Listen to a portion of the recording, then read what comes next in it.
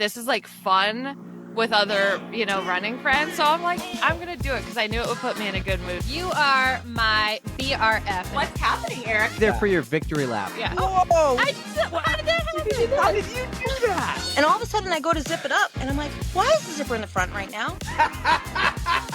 0 out of 10 on the recommendation scale.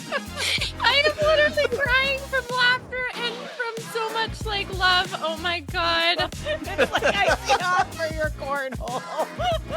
And he just smashed Arnie like that and said, you stay out of this, Arnie. And Well, and there she was, a halo over her head. No, it's not freaking true. Okay. And he steps to the side and just gestures. Here's the tinkle pot. I don't need to tinkle. 1, 2, 3, 4. What's up, everybody, and welcome to episode 153 of the On the Runs podcast. It's St. Paddy's Day, and it seems our PodFam had the luck of the Irish this past weekend. From New York City to the Seacoast, we got a lot to talk about, plus a really awesome guest on today's pod. But before any of that, I must say hello to my amazing kick-ass rock star of our co-host who is not wearing green on this St. Paddy's Day, 6-star Erica. What's up? I did drop the ball on this whole St. Paddy's Day thing, but the second I walked in the door today, Brandon handed me a beer. So I got that going for me. So There you go. Happy St. Paddy's Day, everybody. Was it Hope a you're Guinness? Was celebrating. it like a St. Paddy's Day type beer? Was it green? No, dude, it was a Sam Summer. I found Sam Summer this weekend, and I was beyond excited. Those are like my favorite beer, just light and citrusy and delicious. It's chef's kiss. Sam Summer is out before the first day of spring. Like, what's going on? Why they I do don't it's care. it's for summertime. That's this week's question of the week, maybe. We haven't done that in a while. Like beer. Sam Summer should be in the summer, right? Oktoberfest in October, the fall. What's their spring beer? Like, did they forget spring even happens? No, they got to have something. They got Cold Snap in the winter, but they also have don't they have a Sam Winter ale? Or Lager. I don't even know. Yeah, so there are no rules with beer. Anything goes. Hey, you had a great weekend though. You had a great, Did have a maybe just a great weekend. Sunday, a great Sunday. Well, the whole weekend was nice. It was warm. I was happy. The warmer the weather, the happier Erica is. So I was happy this whole weekend. But yeah, Sunday was absolutely amazing. I had so much fun with the PodFam, and we got to see so many PodFam members. How cool is it now seeing that it's growing? You made the one post where you did the circle. There were so many people, and I see comments of everyone saying oh, more PodFam, hashtag PodFam, this and that. And it just seems like it's really growing. Listen, previous guests and people who haven't been on before, they find you, they see you, they're like, it's Erica. You saw so many people you were at the 20 miler that you said last year when we were sitting in the car in the rain after, you were never going to do again, and you did it. Who knew that if you actually train for something, it doesn't suck as much, right? Plus, it was way better weather. I'm telling you, it's a game changer when the weather is nice. It didn't look better. It looked rainy and cold, actually. On No? the contrary, my friend. No. Last year was pretty good. Foggy. Yeah, oh God, okay, I was foggy. frozen. I was in shorts this weekend. That ought to tell you something. They was let at you in least the school 50 before the degrees. race, right? They did. Yeah, we didn't have to sit on the bus this time. And yeah, there were no bathroom lines. Do you remember how bad those were Yeah. the other year? Yeah. Yeah. This year was just so much better. So many different aspects. It was great. I saw so many people at this race. It was incredible. So apart from being bus buddies with Rachel again, she's been on every bus ride, I swear to God, I've had to take, whether it be New York City, whether it be Boston. Let's add another bus. So we took the shuttle together, but we also, just waiting in line for the porta potties, we saw Mo, we saw Jen Ouellette, we saw Sharon. So Sharon, I met with Yes. Katie last week, and I found out that she is Steve's swim coach. So we made a connection. No there. way. I thought that Okay. was super, super cool. So of course we saw Steve. How about that, though? Katie is Sharon's coach, and Sharon is Steve's coach. I thought that was awesome. So we talked about swimming. If I ever do a try, I'm going to be doing the doggy paddle and That's little fine. Yeah, that's fine. So I did say you if. plan on meeting a lot of these people, or did they see you? Were you the famous 6-star Erica, or did you like connect with them before? Like, let's meet, let's get together and get a group photo. So it was kind of a little of both. So I met up with Rachel in the beginning. We had that whole plan. But I found Mo in the porta potty line. And then as I was walking to the buses, I saw Candace and Jen. So I'm like, oh my God. But I also saw Jen Oulette waiting for the porta potties, and Sharon was in the porta potty line. This was before we even got to the school. So we get to the school, and that's when I find Steve. We find like Bill and Patty. We found, oh God, there's just so many people I'm going to like forget, but we just happened to meet I people. forgot. And then, I know, right? I forgot because I made a post with all the pictures of everyone's finish line, and I forgot Candace. Oh no, you got to make a special one for her. She did amazing. But of course, I saw Jamie. Jamie Staten was doing the announcing again. And do you remember like his song that he chose for? He originally chose like one of the AC/DC "The Long songs. Way to the Top." That was the song that he started the race to, and I was like, I get you, Jamie. But got to hang out with him and John Mortimer for a little bit. He's a super, super cool dude. We got to have him on soon. And Just make it happen, like, Millennium. Just seriously. But there were just so many people here and there just like saying hello and taking pictures. And it was honestly the best start to a race I've had in a long time. Now, wait. Kind of made me less nervous. You're talking about the pre-race. Yeah. Just hanging out. Like I was jealous. I was time. very envious.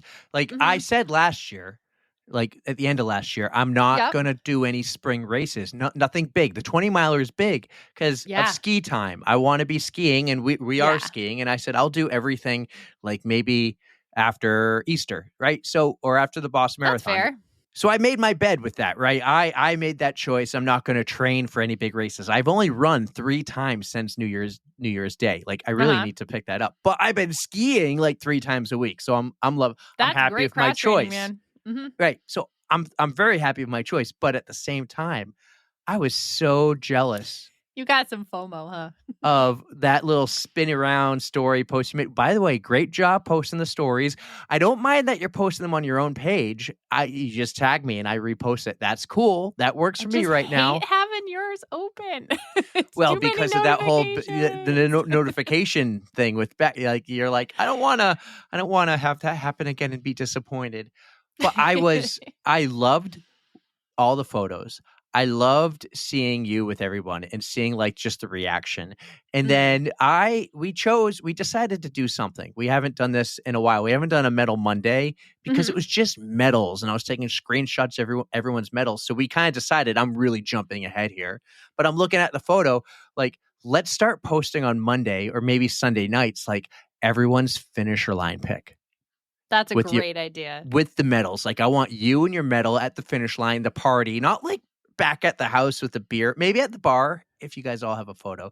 But we posted that. So everyone had a great weekend. New York City, the United Half, Hannah and Yuki and a bunch of others. Allie G ran a half marathon in DC. And then every one of you at the Eastern States, it was like sick. It was absolutely so cool to see all you. It's like maybe I'm wrong, but it felt like the official opening day of running season. You know what? Let's go with that because it is so close to spring and this is when all the fun races start and when the weather is nice and everybody's just happier. So yes, the official springtime race season has begun. That's right. All right. So maybe that will be it going forward. And then I will start running. I'm not doing the 20 miler, but we don't need to go into all the details of your race. But I do think you had a pretty epic achievement. Dude. This is going to be, I am making this an official KJ appreciation segment because, God, I love her so much. She has really kicked my ass into gear this year, and it is absolutely paying off. I went into this race, we'll just say I had a goal to try to PR a 20-mile distance. I've done it a few times at Eastern States, and also I did Black Cat 20-miler when I was training for Boston in 2018. So my PR was 2:09 and some change. So we were literally going for 3:08:59. So I had that in the back of my head. All the race day stuff fell into place and I finished in 2:56. Like boom. what? Not a Who big does deal. that? Who am I? Who is this girl? I know. I never run that fast. And Wow. I felt good. I fueled well. The weather was really nice. The wind didn't kick in until 5 miles left. And I saw KJ at the finish and she was cheering me on. And Now, wait. God, Did it she felt show good. up for you or did she run? She did not run. So I was part of the reason. She showed But up for you. She had some other athletes out there too, other friends. And God, it just but felt she so posted nice. a reel high-fiving you. I saw that. Yeah. So Yeah, not the KJ, others. Not I that love I saw. you. It's really working. I've been really confident this year. I've been feeling great. I've been consistent, and that's all it takes is just sticking with it. So let this be a lesson to anybody out there who's kind of struggling to get into the swing of things. Just try to be consistent, and it does pay off. The hard work pays off. Yeah, you're feeling it right now. Like, holy cow, it's showing off, and I really need to start putting that work into. So it's going to happen very soon for me. Very soon, we're going to put it all in strength, running, and man. stretching. But we could talk about that after, because we have a pretty cool Game guest on. today. And he kind of surprised us with some really awesome stories. He first came on to talk about his brand, and we get into that late because he had some epic stories. We weren't expecting these. We even have like a wicked awesome Code Brown that involves, it might have been Kona, or it was the race that got him into Kona. It was one of those. This guy's like a wicked awesome triathlete. We're talking world championships. And I think we're pretty surprised. Like, we didn't think this going in. We just thought, oh, he's going to talk about My Race Tatts. But no, the guy was awesome. He had some stories. Oh, yeah, he did. So we got Don Oswalt coming up, and he really is an amazing athlete, triathlete, runner. And he has his brand, My Race Tatts, which you did touch upon. It's just motivating people to get through those struggle moments in their races. So you guys are going to want to check out My Race Tatts. And you're going to want to stick around after, because after we're going to have one of those discount codes. We're getting those discount codes. Thanks, and Don. you can get some My Race Tatts. So guys, enjoy Dawn, and we'll see you on the other side. We have some more fun things to talk about.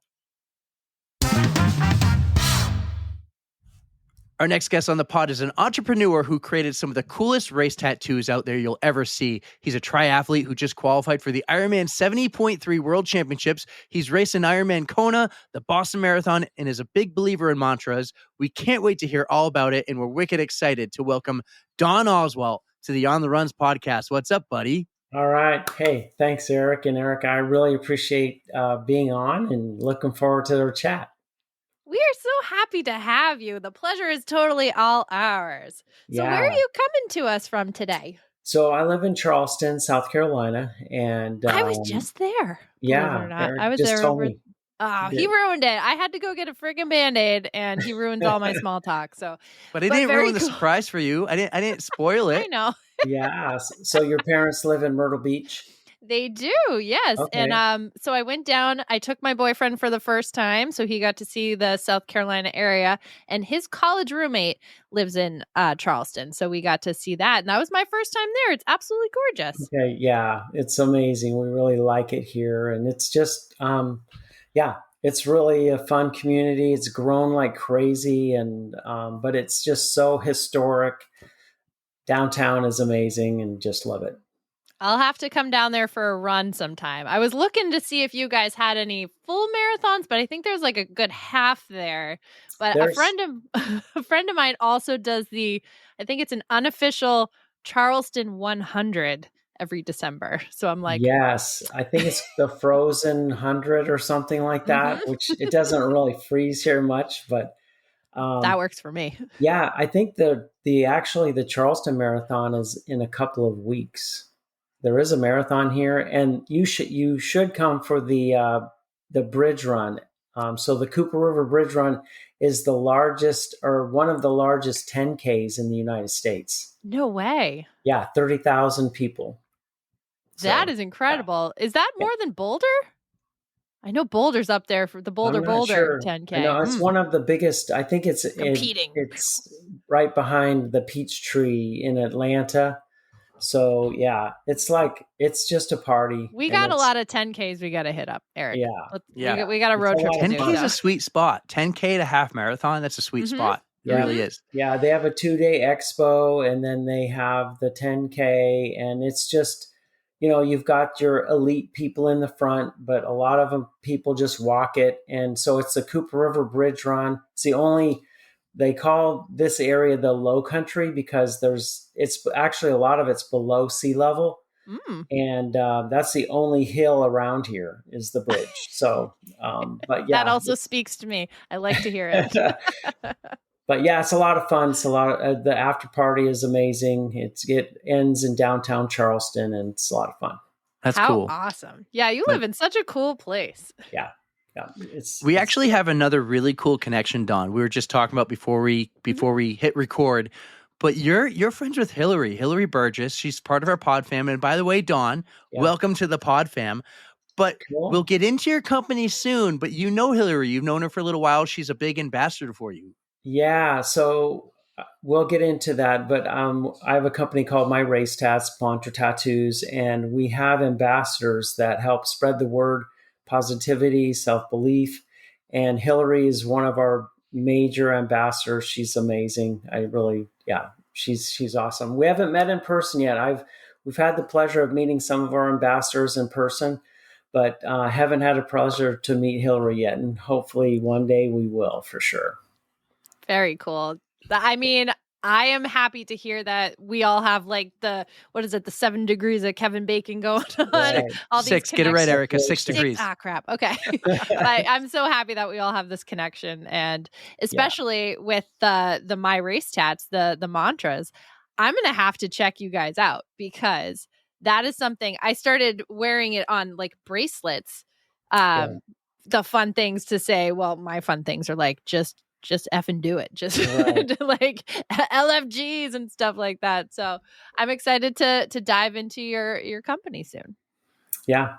But before we do that, we want to learn a little bit more about you. And you've done some cool things. You ran in the Boston Marathon, which I think is the world's greatest marathon. Yeah. We're quite partial to it. You've also done Kona. Yeah. But tell us how it all started. How did you find this love for running and triathlon? Yeah, growing up, I really didn't do a lot of sports. I did a little bit of football and stuff, and I did a little bit of track, and it was basically in grade school, middle school. When I got to high school, I didn't really do much. And then when I graduated, I didn't do any activities as far as running or cycling or anything until my mid 40s. So it was a long span. And when I got to and backing up a little bit, so I think a lot of that had to do with when I was growing up, I didn't like change. I didn't really like taking risks. I was not a risk taker. I was the dude that just didn't do anything new or exciting. I really was deathly afraid, honestly, of change and didn't want to, because I think that when I was growing up, I thought that if I failed at something, that meant I was a failure. And that was like not even in my realm of possibility, because I had such a backwards way of thinking about failure. Now I know that failure is a part of success. It's a part of growing and learning. But back then, man, when I was growing up, it just was I was deathly afraid to fail. So I wouldn't try new things, nothing. And change is scary. It can be really scary. It's unknown. Yeah. And especially when you think that, that backwards way of thinking that if I fail, I'm a failure. But just, it took me a long time to kind of come to grips with that's just part of success. That's part of life. Mm-hmm. And that's just how we, get to move into other areas that are going to make us grow and make us better people. So, but so in my mid 40s, I was kind of going through some emotional things relationship wise. And I needed an outlet, honestly. Mm-hmm. And I was hanging out with these group of guys that were into triathlon. And even before that, I would have the girlfriend that I had and my wife now, Kathleen, she had some friends that were in running groups. And so I was like, well, let me try some of this running or triathlon stuff, and just to get my mind off of things, and just to get my focus off of just all the situations that I was trying to deal with. And so I started kind of running in the group that Kathleen's friend was in. And, how that goes is, you start running and forming these relationships. And then they're like, well, what race are you going to do? And I'm like, okay, well, I don't know. And so everybody's like, well, I'm going to do this race, that race. So I signed up, for a 5K and then a 10K, and then signed up for a half marathon, and did my first marathon. I did the Marine Corps Marathon back in 2013. Yeah, 2013.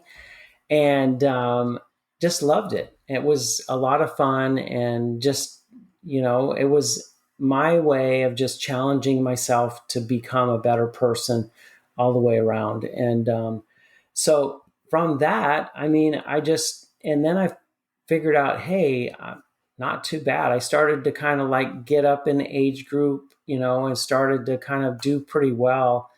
And then some of my buddies with triathlon started. I wanted to give that a try. I always had wanted to try one, and borrowed a bike and tried to learn how to swim.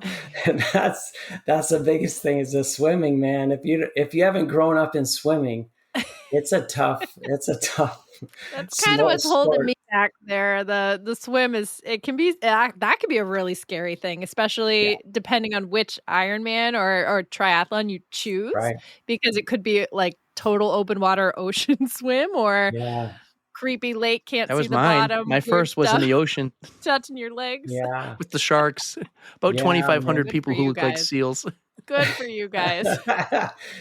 Yeah, no, swimming is, because it's very intimidating, especially if you haven't grown up doing it. And it's a challenge. So, but yeah, I started to kind of just dabble with local sprint races, and then kind of same thing. The guys were going to do a half Ironman, and so I was like, okay, well, I'll try for that. And and it was just, it really.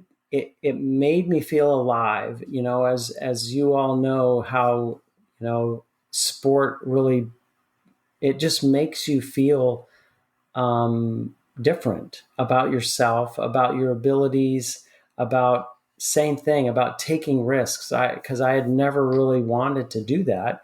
And it really opened me up and kind of grew me up, honestly, even in my mid-40s, about just, having fun and being around others that were like-minded. And it was just a really life-changing experience for me, just to be able to, believe in myself and just have self-belief that I can do hard things. So it was cool. That's amazing. I'm so proud of you, Don, for just not stopping. You just kept going. It's never too late to get started, everybody. Just let that be a thing. Exactly. And conquering all these new distances, like you did the I guess the natural progression, the 5K, 10K, half, and it just kind of sprung this confidence in yourself to keep going and trying new things. So I commend you for sticking with it and pushing out of your comfort zone, because like you said, change can be very scary, and just pushing yourself, it does help you just get out there and try something new. So congratulations. Yeah, thanks. No, it was a lot of fun, just being able to just let loose and be, having the ability to just say, oh, it's okay to not do well, or to bonk on a race or whatever, but just to be able to kind of like use that as a learning experience. And so, exactly. But yeah, like I said, I started to kind of like getting age group awards. And I hadn't really been in racing that long. And so it was a lot of fun just to like kind of improve incrementally in a short time. So I think I So Boston was interesting. There's a local race here, and it's in Kiowa, and it's only like 20 minutes away. And I didn't really think about it was kind of funny because even in triathlon and or running races, everybody talks about Boston or Kona, and I had like no inkling of what the heck they were even talking about because I had just not even been in that in the atmosphere or in the realm of anything that long to really know. And so I went and did the local race, and I actually qualified for Boston. And I was like, oh, wow, that's cool. And everybody's like, what the heck? This is a major deal. And so at this point, you didn't realize how incredible that actually was, because it is very, very difficult to qualify for Boston, especially as a male. Yeah. I just can't even imagine with your times. Like, I know I'm nowhere near that, but that is a feat in itself. Yeah. Yeah. So I had like a 10-minute cushion. And so wow, even that too. Was able to get into the race. Well done. Not a big deal. Don is fast. Yeah, man. It was like, I didn't really realize how big of a deal it was until I like started to kind of dive into it. And I was like, whoa, this is awesome. And, it was just cool.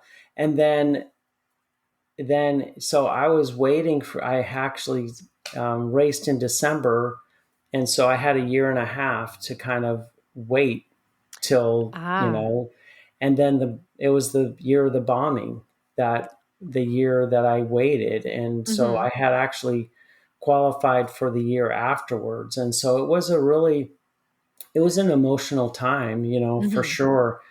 And, so yeah, it was an amazing experience, even with all of the extra security and all of that stuff. And, but yeah, it was a special deal. I mean, I still have all my memorabilia and everything from that race. So it was a really cool deal. But I will say, so, how everybody tells you not to go out too fast. I mean, I went out way too fast to that race. I mean, I did great the first half. The second half, man, I was toast, man. By mile 16, I was like, I was done. But I finished. Boston sets you up kind of in an interesting way because you have so much emotion and hype behind this race. Like, it's Boston, Yeah. And it's the first 10 miles the first 10 miles are down. So like, how do you not? I don't know how to, I'm terrible at pacing myself as it is, but when you're running downhill, like, what are you supposed to do? Like, if you put on the brakes, you're stressing out some muscles, and then like, it's just kind of a spiral. So not only that, but like the crowds the entire time just get you all jacked up. Yeah. And the 2014 Boston, come on. That's like the pinnacle of all Bostons. Yeah. Everybody, Boston strong, coming out full force. Yep. Like, I can just imagine. Yeah, I had a shirt made that said Boston strong, and I mean, it was like it was so cool. It was so cool. I would have gone out like a cannon, like just full steam ahead. Yeah, it was a lot of fun, and and my family was there, and it was just really cool. A very special race. Yeah, it was. So you have gotten to do two amazing bucket list races in my mind, the Boston Marathon, and what a cool experience because you had the 2014.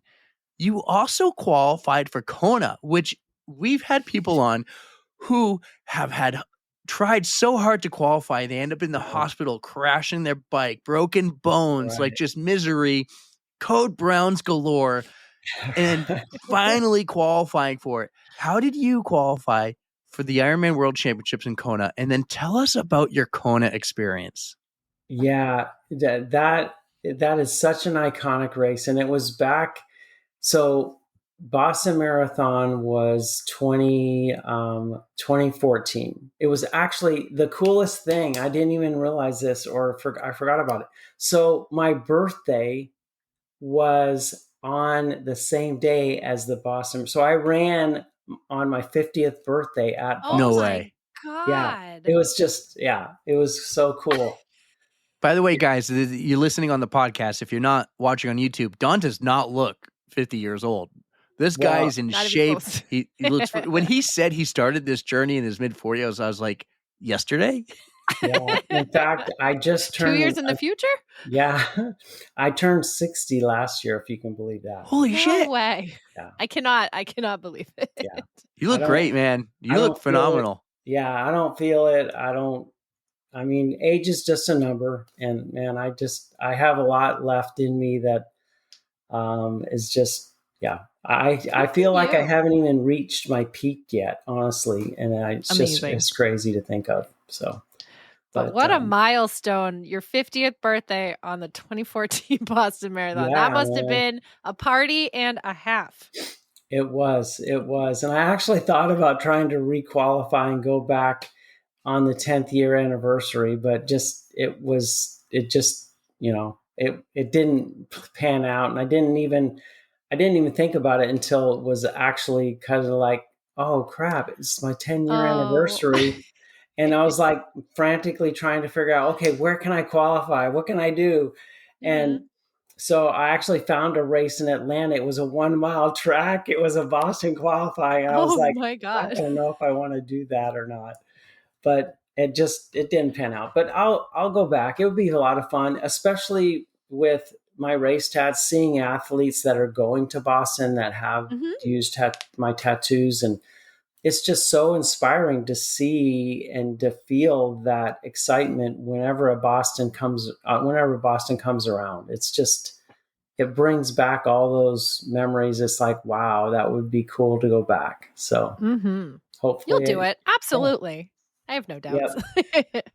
So going back to Kona, it was interesting because I did Boston, and then the next year I actually qualified for Kona, and that was only my second Ironman ever, and it was like so amazing to be able to qualify after doing 2 Ironmans. And so the whole thing is it's not just, you don't just sign up for Kona. You actually have to qualify and be in the top of your age group in either a 1, 2, 3, sometimes, if you're lucky, the 4th spot goes. And so I had done my first Ironman in Florida, Ironman Florida. And so again, the buddies that I was with, they were doing it. So I was like, okay, well, I'll try to do that. And Peer pressure can be interesting sometimes. Yeah. And, as you know, Eric, I mean, training for an Ironman is no small feat. It is like 15, 20-hour weeks of just training, just so that you're prepared mentally and physically for, 10 to 15 to 17 hours of racing, of just being active. And it's a beast. It really is. But I committed to it. And so I just started training, and I had a coach that helped me. And if you want to get better as an athlete, I really suggest hiring a coach, because it just makes it so easy, especially on an Ironman distance. I mean, you're going to need to know, or a coach will help you figure out, okay, what things you should be doing and when and how intense, and be able to split those workouts up in a way that's going to be so that your body will absorb it and that you'll be able to be ready on race day. And so, but yeah, it was cool. I was very apprehensive because I was talking to Kathleen, my wife, before we got on here, and just kind of reminiscing, and I was really nervous, and I didn't know if I had trained enough. And the water, especially in Florida, it can get very choppy, and they had like double flag diamonds, whatever it was out there the day before, which was just, you couldn't even get in the water because it was so rough. And people were out there trying to swim, getting ready for the race. And it was just so, it was really, really bad. And so I was all nervous about that. And the night before, I just really was kind of like, do I want to do this? Am I ready for this type of a thing? And just really second guessing myself and really second guessing my abilities and all of that stuff. And, the morning of the race, I took a Sharpie and I just wrote on my arms about why I was there, what I wanted to happen, and just, you've got this, stay strong, things like that, just to help me mentally prepare for the long day that was ahead. And when we woke up the next day, the sea had calmed down enough so that we could get out there. You're like, yes. And it was it was nice. And I don't know. The minute that the gun sounded, and before, nowadays, it's kind of like they just let go 2 or 3 at a time. It was one of those mass starts where everybody goes all at the same time. Pandemonium. Yeah, it was pandemonium. And you just, it's like it's just like a big fishbowl of just arms and legs. And it was crazy. What did you say, Eric? Everybody looks like a seal out there. Yeah, everyone in their wetsuits. I don't know if they were in wetsuits in Florida, but in Maine, yeah, every race I've done, Don, the water's been so cold, you have to wear a wetsuit. Yeah. So, which is amazing because of the buoyancy. But yeah, it's like, my first half Ironman I chose, I'm actually wearing the jacket for it right now, Ironman Maine. Oh yeah. It was at Old Orchard Beach, and it was kind of choppy, I thought. Actually, the swim went so much better than I thought it was going to go. But yeah, I was really nervous about the ocean swim because all my triathlons before, when all my training swims were in a pond or a lake. Right. So I found a group who did ocean swims, and it was so creepy. My first ocean swim, looking at like crabs and stuff on the bottom of the ocean, because it's like only 6 feet below me.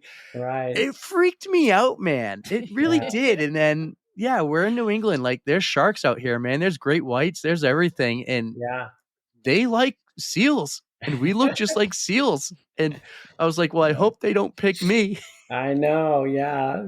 I'll stay in the middle of the pack instead of the end of the pack. So right. Yes, exactly. But it's a lot of fun just to be able to, test your body and to be able to do that. And I had a really good race, and, my buddies and I just really had a great time of just encouraging each other. And that's the thing about any kind of sport, is you're just out there cheering one another, despite, if you're first place or last place. And that's the cool thing about sports. And I really enjoyed it. But yeah, I did really well. The thing was, I did 10 hours and 18 minutes, which is pretty good for a first time race. And I was looking at, and then they were talking about Kona, and I'm like, what the hell is Kona and stuff like that? And I'm like, and so and then after the race, I was like, okay, well, that sounds kind of fun. And so the thing was, you have to be like first or second in your age group. And when I looked at the guy that was first in my age group, his time was like 9 hours and 30 minutes. And I was like, there's no way I'm going to be able to shave an hour off my time. That's impossible. And so you didn't really even think about it. I was like, there's just no way that I can't, there's no way I could qualify, because everybody seems to be faster than me. I was like in 18th place, even with a 10 hour and 18 minute. And I was like, that was just not even possible in my mind. And so I signed up for Chattanooga the next year and went to Chattanooga. And so that's a assisted swim. It's a river swim. And the bike is just amazing. I don't know if, Eric, if you've ever raced south, but it was just a really cool venue. It's very bike and triathlon friendly community. And Put it on your list, Eric. Chattanooga's there, like maybe in 10 years when my kids are older, but yeah, it's there. Mm-hmm. Yeah, it's a great race. It's a lot of fun. And the bike course, I think they've changed it now, but the bike course is pretty epic. Just hills. I mean, it's a lot of hills, a lot of downhills, which was fun.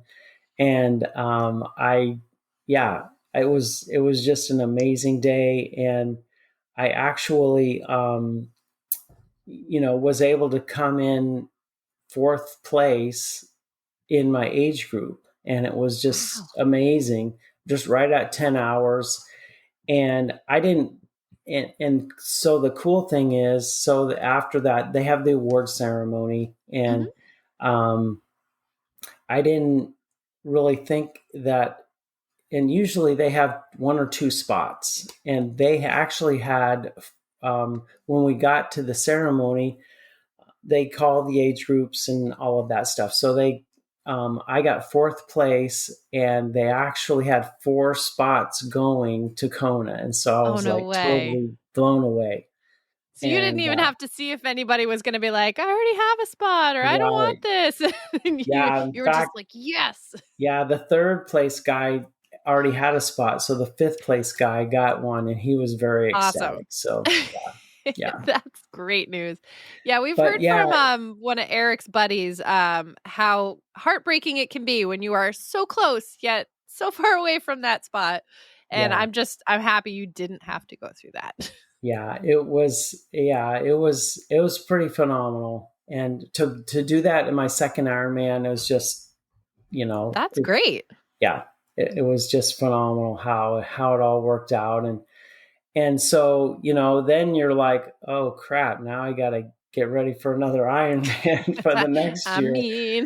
And so, it was same thing, it's just a lot of training. And any race, really, the finish line is the kind of the cherry on top. It's really the effort that you take and put into anything the months and months ahead of time. And it's kind of like that whole cliche. It's like, it's the journey, not the, it's the process of the journey. And, just to getting to the start line is a huge win for most athletes. I agree. Honestly, that's the prize, is just getting there. You can at least get there halfway healthy and do a decent job on the race day. I mean, there's nothing more that you can ask for.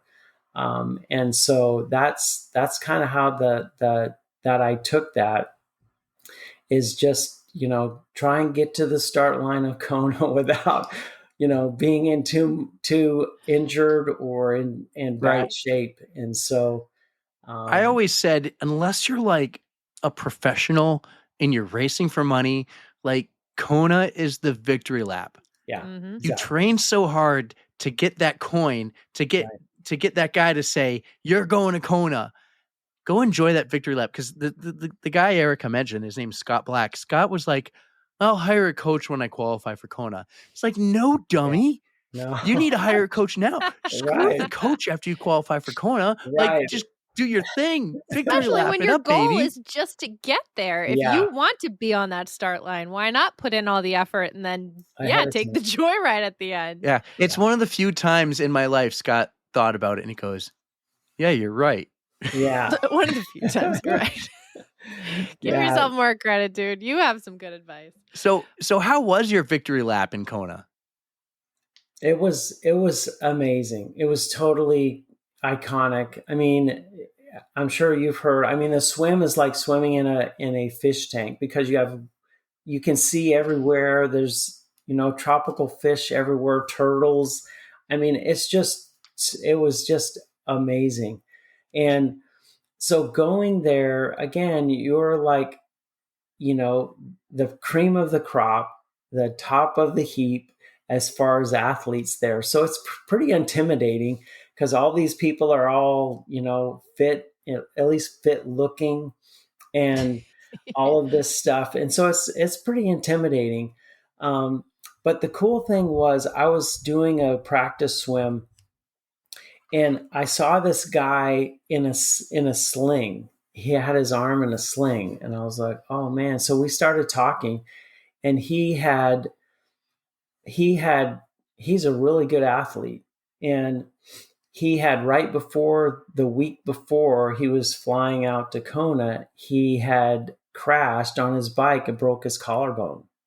Oh, no. And so he said, I'm going. I don't care if I have to swim with one arm. I'm doing this race. That's an Ashley Paulson move too. Yeah. And so it was cool. And he was actually on a few podcasts leading up to the race. And I actually got to kind of see his story after the fact. And he finished, but it was painful. Yeah. But he said it was so cool because he's always been kind of in the front of races. And he said it was so cool to be in the back of races because that was where really the Did he finish in the last hour? I think he did. So that's such a cool, like everyone shows up for that last like 90 minutes and it's such a party. It's like a rock show. Yeah. And Mike Riley is there and he's getting the crowd all into it. I've seen videos like I would always watch I don't know if they still do it, but they would go on Facebook Live for the last hour of all these Ironman races. They'd have the thunder sticks. They'd all be chanting. They bring in the last runner with like these angels behind you. And I did my one Ironman. I did it with two other friends who I referee ice hockey with. And one of them never did anything like this before. And he was like, I think I'll be able to finish. He just kind of winged it. He was like the fifth to last finisher. Oh man. And I was like, Chris, you have no idea. He just like, oh, thanks, man. Thanks. He had no clue what he was going through and experiencing. I'm like, Chris, this is so amazing. Like if I ever have a hard Ironman, I want to be one of the last finishers. Yeah. It's amazing. And those are the true warriors. Cause man, you're out there 16, 17 hours. Yeah. You're just gutting it out. And that takes grit, man. It just is crazy to think of, just being out there for so long. And it's just, and it is, it's a moving experience watching those last finishers finish because everybody's so pumped that they're there at the finish line. So it's so cool. It's honestly probably my favorite part about Ironman is that last hour. That last They're hour. So full of exhaustion, but full of heart, and literally, I get goosebumps just thinking about it. I remember like Mike Riley knows what's going on, and he has the list of like the finishers coming. And I remember this one guy's coming, and Mike had this way with the crowd. He's since retired, but he would talk to us because there might be 20 minutes until the next runner, right? He'd go, hey, our next guy, his name is Don. And Don has told the line for 5 Ironmans and never finished. And he's going to finish his first Ironman. And the whole crowd gets hyped up. And this guy's shaking and with his fist in the air. He's like, yes, I finally did it. Cool story. I actually drove this guy back to his car after the Ironman. Cool. Really? That's a story for another time. Yeah. But he will tell you these stories about these guys because when you're finishing with everyone else, he really quickly, he's like, Eric Knutinen, you're an Ironman. Don Oswalt, you're an Ironman. Erica Hamlin, you're an Ironman. He doesn't have time to say, Don from Charleston, South Carolina. He's just ringing them off 1, 2, 3. Right. But when he gets a chance to look at those stories, man, he makes it special. And I hope I think his son does it now. They make it special. So yes, that is super cool that your friend who got in the accident finished the race in the last hour. That must have been a cool experience. Yeah, it was inspiring for him. But the interesting thing was, so my day at Kona was really, it went pretty well. And so my swim, I'm kind of like an hour and 15-minute swimmer. And so I'm not a really fast swimmer, but kind of in the middle of the pack. And so I get done with the swim, get on my bike, and it's just, the bike is just so amazing because you first go through Kona, and then you go out on the Queen K, and it's lonely, it's windy, it's just a desolate wasteland, honestly. And so you're out there by yourself, and I really struggled, man. I did fine on the way out up to Javi, back down, but right around mile, I don't know, 60. So it's 112 miles. So 60, 70 miles. It was just a flat up headwind coming at me. And I was so exhausted. Mm-hmm. It was crazy because I looked down at my power meter, and I was doing pretty good power, and I'm going 16 miles an hour and hour after hour. And it's so defeating when you're trying just your best, and you're just going so slow because you're used to going 20, 21 miles an hour. Because I averaged 22 miles an hour at Chattanooga. And so this was so just demoralizing of just trying to keep going. And I would have people passing me, and it was just it was hard. And it almost took me it was about 6 hours on the bike, and I was so happy. I couldn't wait to get off the bike, man. I was like, oh my gosh, I can't wait to get off of this thing. And I don't blame you at all. But then you're still not done. No, yeah. And then and if you know anything about Kona, it's hot. It's hot and humid. And so I started out on the run feeling pretty good. I was so happy to be off my bike. And so I just saw my family out leaving for the run. And it's an out and back, and then you go out to the energy lab. And so it was so cool because I felt so good. I actually, felt pretty good. My pace was where I wanted to be. And so going out and back, on the way back, my family, I was able to see my family before going out on the Queen K towards the energy lab. And they actually were in a spot where this guy had this speaker. So they were cheering me on through the speaker. I could hear them, and I was high-fiving and everything. And so then you go out on the Queen K, and let me tell you, it was just so brutally hot and humid, and just it beats you down. And you come out, you go into the energy lab, and it's kind of like a bowl. So all of that heat, humidity is intensified, and it's probably 110, 120 degrees because you got the pavement as well. And so I can see why you made this a championship race to really test the grit and determination somebody has. It's a true test, man. And so, and I tried to just do the best I could and stay as cool, ice, try and stay hydrated.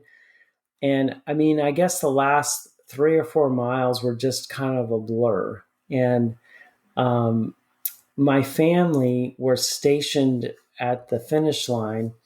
And so my nieces were there. They had a flag for me and everything that I was going to go down the red carpet with. And I remember, so on the last, probably half a mile, you're going down, I can't remember the name of the hill, but it's pretty steep downhill. And so it's like a quad buster, man. It's crazy. As if your quads weren't tested enough through this. Right. Yeah. And so the finish chute, so you either go to the left to go out to the out and back, or you go to the right to the finish. And I was so confused, man. I took the left to go to, and I was figuring out, I don't know, it was like 10 or 20 seconds in, I was like, I don't think I'm going the right way. So I did end up turning around. But I'm sure you've seen the at the end of any kind of race or even the Ironman, the 80-year-old guys that are hunched over running, that's exactly how I looked coming into the red carpet. And my family was like, what the heck is going? And because, I mean, last time I saw him, I was high-fiving and, you know, just feeling really good. That was probably at mile 12. And that was the last time they saw me. So when I came around the corner and I was like hunched over, just like barely moving, they were like just totally. And I tried to stop for the flag. My wife's like, keep going, because she was afraid that I wouldn't, that I wouldn't be able to keep going. So I kept going, and I'm like doing this, and this gal just whizzes by me really fast. And I think that messed me up. And I hit the carpet about 50 yards from the finish line. And I've got a video of it. It's pretty crazy. I mean, so I hit the carpet. I figured out, well, I'm going to just crawl to the finish line. I finally got, I crawled a few steps, and I was like, no, let's just try and get up. So I got up, and, my wife's like, now you got to finish like you want to finish like a champion, or I don't remember what you just want to finish, don't look at your watch. Yeah. Raise your arms. And right. You don't want the photo of like you going across the finish line and you're like, right. Yeah. And so I got up, and I could get my arms up about this high, and that was about as good as I could do. And I did finish. The cool thing was, I actually qualified for Boston at that race. Freaking way. Yeah. So my time was 3 hours and 24 minutes. Holy shit. So it was crazy. Even with me, even with me being hunched over and just pretty much toast. I qualified for Boston at that race. I didn't go, but I mean, it was like, wow, it's impressive. That was crazy. That was impressive. I was 3:24 after like 112 on the bike, and oh my gosh, and the 2-mile swim. Yeah, it was. Congrats, man. Yeah, it was amazing. Yes. I went to the medical tent. In fact, one of the guys, when you go to Kona, you have to weigh in. You have to actually take your weight and write it down, so they just have that medical information. Yes. And he goes, whatever you do. So this was at the beginning of the day. He goes, whatever you do, have them get you an IV at the end. And so he said, just go to the medical tent, said you're really dehydrated, you need some IV. I went, and so I was like totally toast coming across the finish line. So I'm like, 2 people on each side going down. And they took me to the medical tent, and I was like, hey, can I get an IV? They wouldn't do it. Even like needing help, looking like a zombie. Like, I know, yeah, they wouldn't do it, but I don't know what the protocol was, but anyway, but it was so cool. It was iconic, and I just, it was pretty amazing day, and I got to we stayed a week afterwards and just enjoyed the island. As you should. Yeah, it was amazing. And after the race, we stayed there, and my toenails just started popping one after the other, man. It took probably 2 weeks. I lost all 10 toenails. No! Wow. And it was about a year before all of them grew back. It was crazy. Don, I haven't even lost all my toenails, and I'm an ultra runner. Like, I still have like 5. Well, Erica, he's running Boston qualifier times, like in these races. He's going all out. You're doing the run, walk, run. Still, it's up there. But oh, your poor feet. Oh, especially like all at once. Yeah, well, because you're dousing yourself with water the whole way, ice in your hat, and so everything's just wet. And so, yeah, I didn't get any blisters necessarily, but yeah, my toes were toast, man. I don't know what I would choose. I feel like the blisters would really hurt at the time, but I feel like I'd want those nails. I don't know. That's hard choice. But yeah, it was an amazing experience. It's something I'll never forget. And I would love to go back there someday. And because I've actually, so fast forward, I think I went back to Chattanooga a few years later and tried to requalify. I wanted to requalify and go back. And I actually crashed on my bike at mile 80 and, I fractured, it was this shoulder. I fractured the end of my shoulder, not knowing it. And I really didn't think I could finish. I got back on my bike, tried to figure out if I could run, and just limped back in to the transition, saw Kathleen, and I said, well, I'm just going to give it a go and see what happens. I got to mile 6 and man, the wheels fell off. And the cool thing was though, she's like, so off the bike, she said, I think she said I was in 10th place or something like that. Even after falling and crashing? After the crash, yeah. And so I tried my best and I went and the tracker, sometimes the trackers on, especially Ironman, can get kind of funky.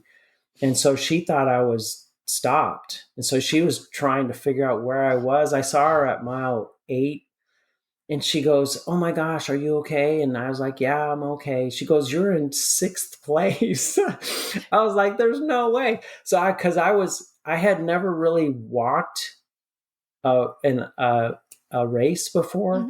And so at mile 6, I just had to stop and walk. And I was like, and it was just totally foreign to me. And I know, and that's not to dish people that run it. That's how I raced. And that's how I felt fine to keep going and just, kind of slow down during aid stations. But I'd never walked before. And so it was like it messed me up big time. Just the fact that I had to stop and walk during a race. And so I would do my best just to keep going. And when I saw Kathleen, she said I was in 6th place, and even with the walk running, and then I saw her again. And Chattanooga, the full is got a lot of hills on the back end of so it's a 2-loop course, but it's once you cross over the river, it's like very hilly, and it's like, it was just a beast. And so trying to just run the hills and just keep going. And I saw her at mile 16 and she said I was in 4th place. I was like, how in the world can I? So how are you feeling at this point? Like, was your shoulder you were still moving, which was great, but were you bandaged or anything? No, I was pretty. You didn't want to alert the medical team, right? I was pretty scarred up at the time, and I think I was just running off adrenaline, honestly, and it hurt, but it didn't hurt enough for me to stop and just get medical attention. But I dug deep, did everything I can just to keep going. And I did finish, and I ended up in 3rd place. And holy shit. Yeah. And it was just the gutsiest performance. I was so proud of that race because it was just, I had to just go to a place that I never had been before, just keep going in spite of how I was feeling and all the obstacles that were being thrown at me. And the interesting thing was they did only have 2 spots going, so I did miss my Kona spot. Oh, come on. And yeah, and so that was the only bummer. But I was so proud of myself for even just continuing to move forward and Honestly. keep going. And it was, yeah.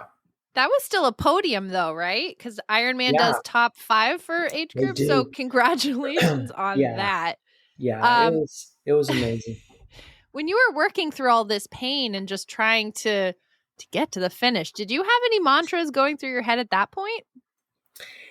Yeah, I think Besides for the ow, most, ow, ow, ow. yeah.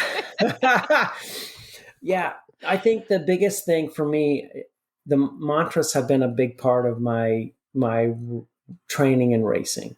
Yes. And I think the biggest thing for me was just keep moving forward. Just keep moving. And the other one that I really resonate with is just, you've got this. And so using those mantras really help fuel me to keep moving forward. And and forward is a pace. And so that's one of my favorites. Yeah. And I think the biggest thing in racing is, you can get upset and you can get down in the dumps and really cost you a lot of time of just having like a pity party of like this, why is this happening? Yeah. Why can't I, do this or do that, or this guy cut me off, or it's all external.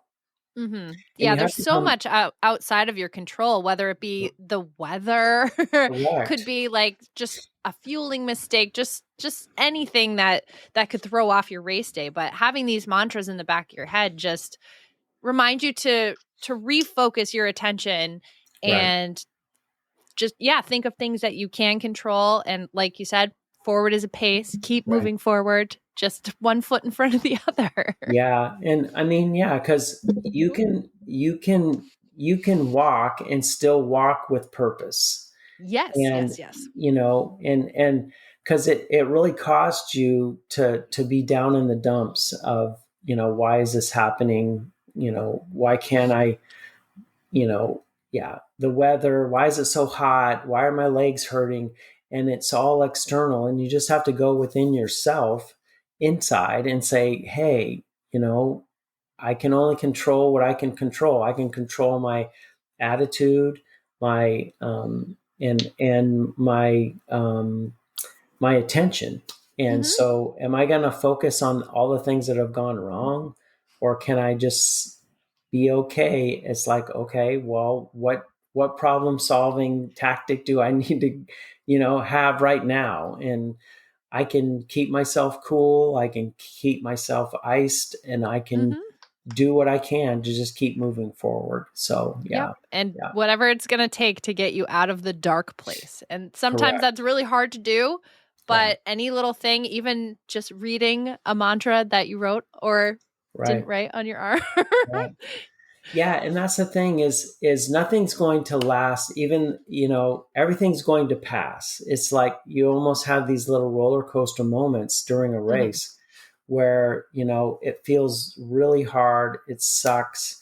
And then you come out of it. It's if you just keep moving and keep working through it, I think that's when, that's when you get your second wind.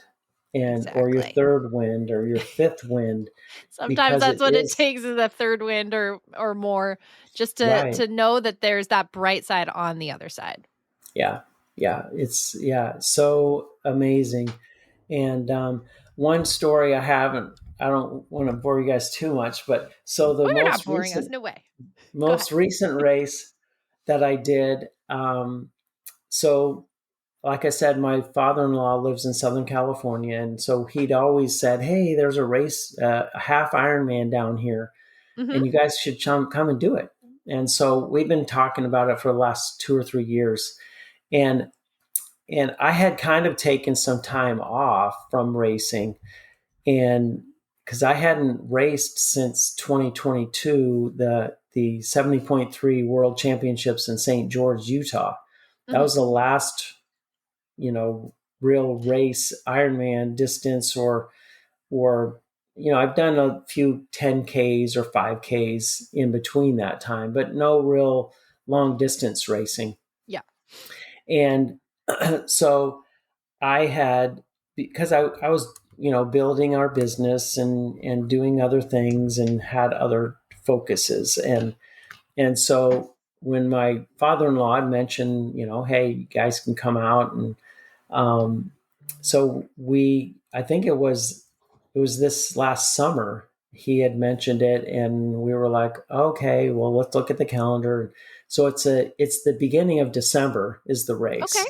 And it's in Southern California. So it's not cold, but it's not hot either, which is good. So the race is in Indian Wells. It's like Palm Springs. And so it can be 120 in the summertime.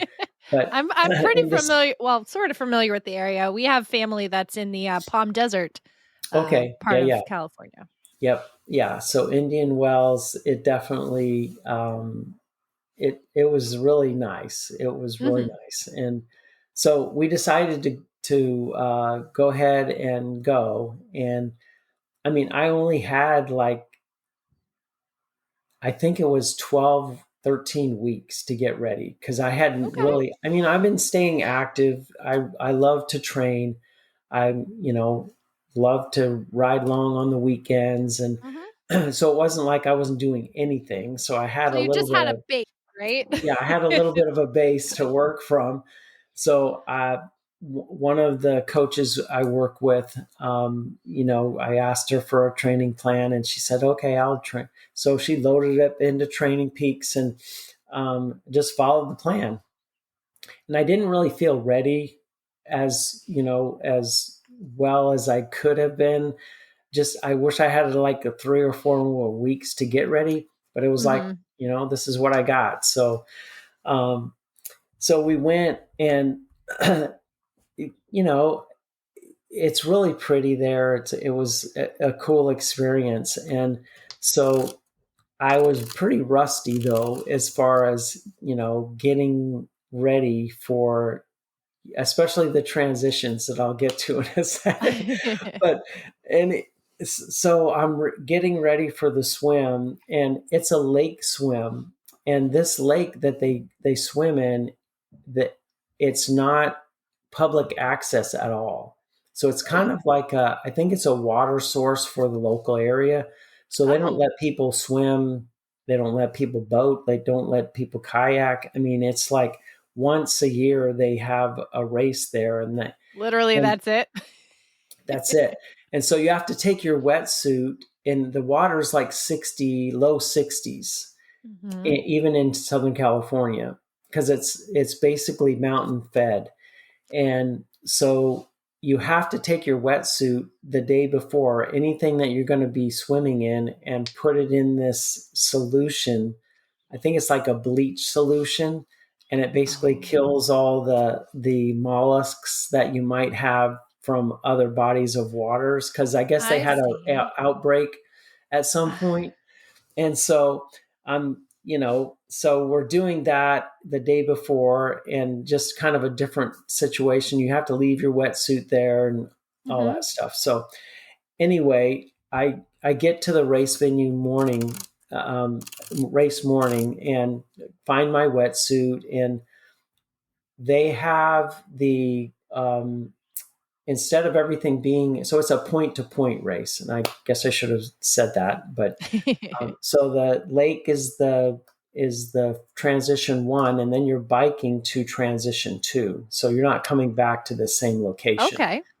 So anyway, so I'm getting ready, and I got my wetsuit on, getting ready to go down to the swim, and everything, all your bags, the bike information or a bike materials are all hung up on these hooks. It's not, you don't leave anything at your bike, which is normally the case. And so you have to come by and grab your race gear. So I go down to the swim, and I should have gone and figured out where my bike stuff was. I knew where it was, but I didn't I didn't really check it out as well as I could have. That's I'm saying rusty from not racing. And anyway, we go down to the swim, and they have this roped off area where you can kind of splash around and get kind of used to the water. And so I was like, okay, well, maybe I'll, at least see how cold it is, because you couldn't even get in the water the day before. So you have no idea what the temperature is. I see. And so they have this roped off area. So I go in there and I was like, crap, I got to go to the bathroom. And so, it's like, okay, well, I'll just pee in my wetsuit. And so I kind of get out there at least waist deep and, went to the bathroom, and I'm like, okay. And I felt like, okay, you know how you go to the bathroom and you're like, was that a fart or was that something else?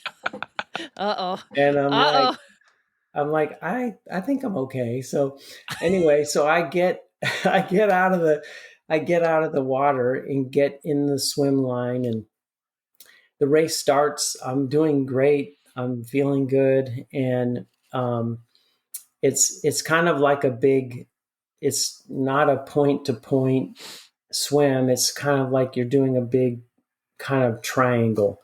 Mm-hmm. And so I was actually 3/4 of the way done with the swim, and my calves started to seize up and cramp up, and I was like, oh man. So I get on my back and start just kind of like chilling out, hoping that my calf would kind of like stop.